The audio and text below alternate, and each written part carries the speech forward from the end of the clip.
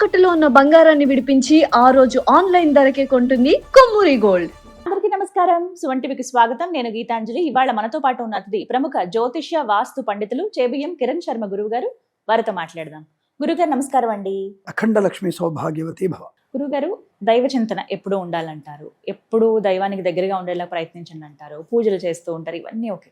చాలా మంది ఏంటంటే పూజలు పునస్కారాలు ఇవి చేస్తున్నాం అని అంటే ఇంకా ఎక్కువగా ఆ ధ్యాసలోనే ఉంటారు. ప్రతిరోజు ఉపవాసాలు చేసేస్తూ ఉంటారు, వారంలో 4 రోజులు ఉపవాసాలు చేసేస్తూ ఉంటారు. ఉపవాసం చేసి బాగా పూజలు చేసి ఎక్కువ సమయం ఉంటేనే మనకి దైవభక్తి ఉన్నట్ట, లేకుంటే ఇంకేదన్నా మార్గం ఉందా? మేము ఎక్కువ ఉపవాసాలు అవి మేము చేయలేమండి ఆరోగ్యరీత్యా మాకున్న పనుల వల్ల, మరి మేము దైవానికి ఎలా దగ్గర కావచ్చు అని అడుగుతారు కొంతమంది.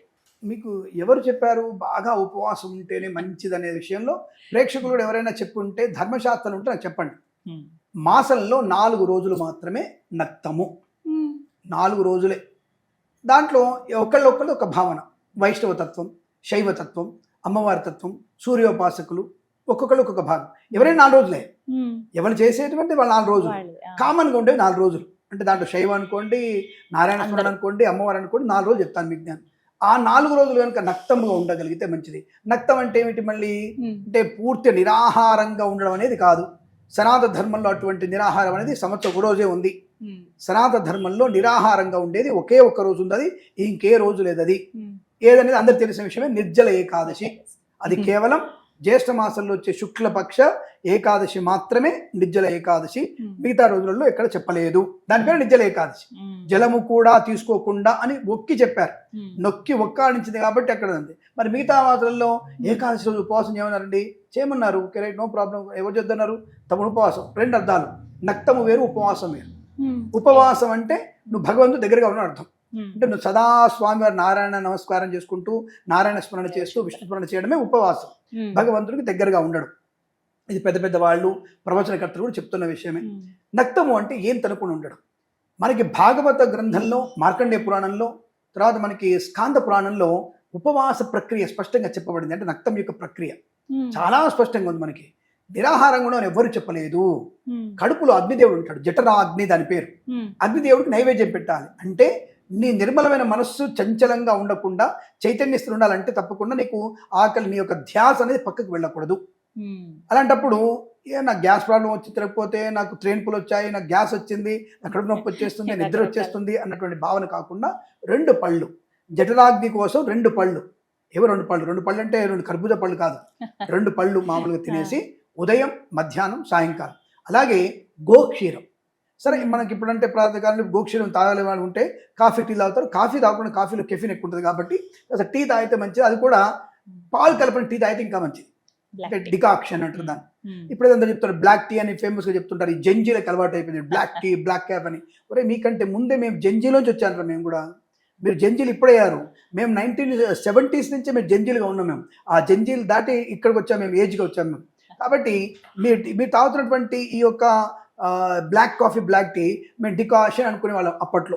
ఈ బ్రిటిష్ వాడు వచ్చిన తర్వాత ఆ నల్ల దాంట్లో తెల్ల పాలు కలిపి వాడు కలుషితం చేశారు తప్ప మనకు ఉన్నటువంటి సంప్రదాయబద్ధంగా డికాక్షన్ తాగాలి మనం. మనకి అప్పుడు కూడా అందరూ కూడా డికాషన్ వాళ్ళుగా, మీరు కూడా వినే ఉంటారు, మీ తాతయ్య గారు చెప్పినప్పుడు డికాషన్ పెట్టమ్మ కొద్ది అని చెప్పి. ఆ డికాషన్ వల్ల ఏంటంటే హార్మోన్స్ బ్యాలెన్స్ బాగా ఉంటుంది. ఇమ్మీడియట్ గా మనకి ఒక రకమైనటువంటి అనుకూలమైనటువంటి చైతన్య స్థితి పొందుకుంటాం మనం. చాలా పాజిటివ్ ఎనర్జీ ఉంటుంది, ఎనర్జీ ఎక్కువ వస్తుంది మనకి డికాషన్ వల్ల, చాలా ఇమ్మీడియట్ గా వచ్చేస్తుంది. సో ఇలా కొంత డికాషన్ కానీ, కొబ్బరి నీళ్ళు తాగడం కానీ, ఇవి తప్పకుండా తీసుకోవాలి. ఇవి తీసుకొని ఉపవాసం ఉండాలి. అంటే భగవన్నామం ఇవి తప్పకుండా చేయాలి. నేను పూర్తిగా నిట్టు ఉపవాసం ఉన్నా, నిట్టు నేను ఉమ్ము కూడా మింగను. ఎవడు చెప్పాడు నీకు ఉమ్ము మింగొద్దని? నీదే మతం, నీదే మతం, నీ మత ధర్మం ఏమిటి? ఇంకోటి ధర్మ మతం వేరు, వాడు ధర్మ మతంలో వేరు. అర్ధరాత్రి తింటాడు వాడు. మనం రాత్రి పూట తినకూడదు, 7:30 లోపల తినేసేయాలి. అసలు శాస్త్రం చెప్పినప్పుడు సూర్యాస్తమయం లోపల, సూర్యాస్తమయం లోపలే మన భోజన కార్యక్రమం అయిపోవాలి. సూర్యోదయం టు సూర్యాస్తమయంలో మన భోజన కార్యక్రమం అయిపోవాలన్నీ. నువ్వు టిఫిన్ తింటావా, మధ్యాహ్నం భోజనం చేస్తావా, రాత్రి టిఫిన్ తింటావా, నీ ఇష్టం. అది మన సూత్రం, మన ధర్మయాత్రం. కానీ ఇప్పుడు ఆఫీస్ అయిపోయింది, 6 అయిందండి, 6 o'clock నేను బయలుదేరితే 7 అవుద్దండి, 7 o'clock వెళ్ళి వంట వండుకోవాలండి. మన కర్మ కొద్ది 9 o'clock తింటున్నాం. సరే, మనకు పనిచేసేవాడు 9 o'clock తింటున్నాడు, కానీ పని చేసి అల్పమైన బుద్ధి ఉన్నవాడు 9 o'clock will start for 90 ml, start for 180 ml. Then after 180 ml, they will take only mutton, chicken only. It's the night of midnight biryani. ఒరే నువ్వు ఈ చేసినటువంటి ప్రక్రియలో నువ్వు రోగాన్ని తెచ్చుకుంటూ దేవుడి మీద ఇంత వేయడం ఏంట్రా మీరు? దీని జంజీలు అంటారా? దీని జంజీలు అందామా? ప్రయోజనకర్తలు ఉన్నారు, ప్రపంచానికి దిక్సూచి జంజీలు కూడా ఉన్నారు. కానీ ప్రపంచాన్ని ఆశ్రయించే జంజీలు ఎక్కువైపోతున్నారు మీరు. ఒక పద్ధతి లేకుండా అక్రమ సంబంధము అన్నటువంటి పదాలు వాడితే భయపడే మనము ఈ జంజీలు వచ్చేసి రేటుగా we are dating what is the meaning of date? నాకు పర్ఫెక్ట్ చెప్పండి. ఇప్పుడు డేటింగ్ అంటే ఏంటి మీ విషయం, మీ భాషలో చెప్పండి. అంటే ఇద్దరి మధ్యలో శారీరక సంబంధం అఫీషియల్గా పెట్టుకొని డేటింగా?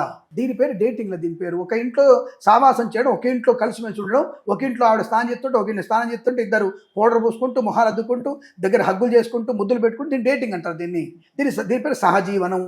ఇది జంజీర తత్వమా? ఇది ఎక్కడున్నాం మనం అంటే, మీరు ఇప్పుడు ఉపవాసం నుంచి మొదలు పెడితే ఇక్కడికి వచ్చింది మన న్యూస్. ఉపవాసం అంటే వీళ్ళకి అర్థం తెలియదు. ఫాస్టింగ్ నాట్ ఏ ఉపవాసం. ఫాస్టింగ్ అనేది కంపల్సరీగా ఆరోగ్యం సంబంధించింది. ఇలా 4 రోజులు ఉపవాసం మనం తీసుకున్నాం. ఎందుకంటే మన చర్చ ఎటు వెళ్ళిపోతుంది, నన్ను కదిలిస్తే నేను ఎటు వెళ్ళిపోతాను. సో ఈ ఉపవాసము అనే విషయంలో నెలకు 4 రోజులు, 2 ఏకాదశులు, 1 మాస శివరాత్రి, 1 తప్పకుండా మీరు చేసుకోవాల్సింది మనకి సంకష్టహార చతుర్థి. ఈ 4 చేస్తే చాలు. 2 ఏకాదశులు, 1 మాస శివరాత్రి, 1 మనకి సంకష్టహార చతుర్థి. ఈ 4 చేస్తే బ్రహ్మాండం. మీకు ఏం ఇబ్బంది ఉండదు. అసలు నక్తం వల్ల ఏంటి ప్రయోజనం? సైన్స్ ప్రూవ్ చేసింది. నెలలో 4 రోజులు కనుక మనిషి లోపలికి ఏది పోకుండా ఉంటే లోపల ఉన్నటువంటి ఫ్యాట్ కానివ్వండి, ఇతరత్ర యాంటీ బ్యాక్టీరియా అంతా కూడా నాశనం. అంటే బ్యాక్టీరియా అంటే వైరస్ లాంటిదంతా కూడా పూర్తి కరిగిపోతుంది, ద్రవ రూపంలో బయటకు వచ్చేస్తుంది. కాబట్టి 1 రోజు ఫాస్టింగ్ ఉన్నందువల్ల చాలా మంచిది. 1 రోజు మనకి నక్తంగా ఉంటే 1 సంవత్సరం ఆయుష్ పెరుగుతుంది. రెండో విషయం, ఇలా మీరు ఎవరైతే 1 మంత్లో 4 సార్లు ఇట్లా కనుక మీరు నక్తం ఉండగలిగితే you will be look like up to 70, అంటే 70 yearsలో you look like 25 year boy or girl. ఇది ఛాలెంజ్. 25 ఏళ్ల వయసు ఉన్నటువంటి వ్యక్తుల్లాగా కనపడతారు మీరు 4 రోజులు పాస్ ఏజ్ ఆఫ్ 70లో. ఇది ఛాలెంజ్గా చెప్తున్నాను. ఇప్పుడు మీరు ఆలోచించండి, మిడ్ నైట్ బిర్యానీ కావాలా? నక్తంగా ఉంటూ 70 ఏళ్ల వరకు కూడా లుకింగ్ యంగ్గా ఉంటారా? ఆరోగ్యంగా మీరు గుంజులు అంటారు కదా, బింగిలు తీసి అంటారు కదా, 70 ఏట మనం బింగిలు తీయవచ్చు. అంతటి శక్తి ఉంటుంది. That is called fasting, that is called ఉపవాసం, దట్ ఈస్ కాల్డ్ నక్తం. అంటే ఈ 4 రోజులు చేయగలిగితే మీకు అద్భుతమైనటువంటి ఆరోగ్యం ఉంటుంది తప్ప నిట్టు ఉపవాసం ఉన్నా మేము మింగట్లేదు అది మింగట్లేదు అని చెప్పి అబద్ధం. అది అలా ఉండకండి. ఉదయాస్తమనం అంటే ఉదయం నుంచి సాయంత్రం తప్పకుండా ఉండాలి. ఏకాదశి రోజున రాత్రిపూట జాగరణ చేయాలి. మర్నాడు ఒకళ్ళకి భోజనం పెట్టి, నారాయణ స్వరూపం ఒకళ్ళు భోజనం పెట్టి అప్పుడు మనం భోజనం చేయాలి. అంటే ఆల్మోస్ట్ 28 hours మీరు భోజనం నిరాహారంగా ఉంటారు. మీరు ఈ 28 hours నిరాహారంగా మళ్ళీ ఒక 1 year మీరు పెంచుకున్నట్టు ఆరోగ్యాన్ని. 1 year మీరు ఏజ్ పెంచుకున్నట్టే గ్యారెంటీగా. అలా 120 కాదు 150 years ఉండొచ్చు. మనం 150 years ఉండగలిగే అవకాశం ఉంటుంది. నైట్ పూట తినకడండి.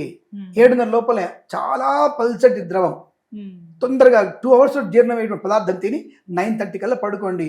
You look like always Geetanjali garu ఉంటారు. మీరు గుర్తుపెట్టుకోండి.